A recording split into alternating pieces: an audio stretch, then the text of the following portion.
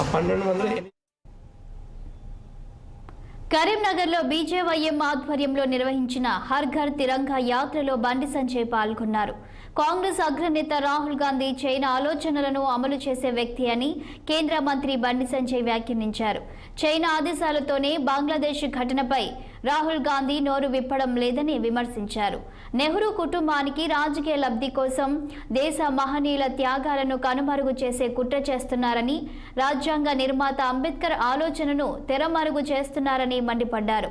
స్వతంత్ర ఫలాలు అందరికీ అందాలనే లక్ష్యంతో పాటు మహనీయుల త్యాగాలను స్మరించుకునేందుకు హర్ ఘర్ తిరంగా పేరిట కార్యక్రమాలు చేస్తున్నట్లు తెలిపారు.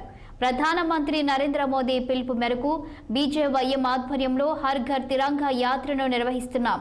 ఇంటిపైన జాతీయ జెండాను ఎగరేయడం, సెమినార్లు నిర్వహించడం, దేశం కోసం త్యాగం చేసిన మహనీయుల విగ్రహాలను శుద్ధి చేసి పుష్పార్చన చేయడం వంటి కార్యక్రమాలు నిర్వహిస్తున్నామన్నారు. 3 రంగుల జాతీయ జెండా మనందరి ఆత్మ గౌరవ పతాకమని వ్యాఖ్యానించారు. జెండా ఎజెండాలను పక్కన పెట్టి చిన్న పెద్ద అనే తేడా లేకుండా ప్రతి ఒక్కరూ తమ తమ ఇండ్లపై మువ్వన్నెల జెండాను ఎగరేయండి. దేశభక్తుల ఫోటోలను 15 ఆగస్టు వరకు వాట్సాప్ డీపీలుగా పెట్టుకోండని తెలిపారు. జాతీయ పతాకాన్ని సగౌరవంగా ప్రతి ఇంటి మీద ఎగిరేయాలి. మన భారత జాతి యొక్క ఐక్యతను ప్రదర్శించాలి.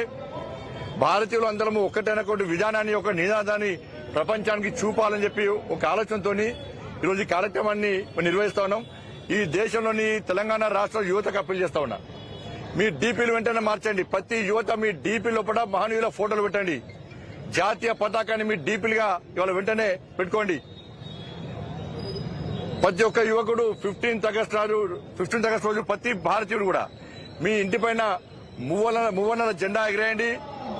సోషల్ మీడియా ద్వారా మీ యొక్క దేశభక్తిని చాటండి. భారతీయ జనతా యువమోర్చా చేసిన కార్యక్రమంలో అందరూ భాగస్వామ్యం కావాల్సిందిగా మీ అందరికీ విజ్ఞప్తి చేస్తున్నాం. దానిలో భాగంగానే ఈరోజు కరీంనగర్ లో భారతీయ జనతా యువమోర్చా ఆధ్వర్యంలో ఈ తిరంగా యాత్ర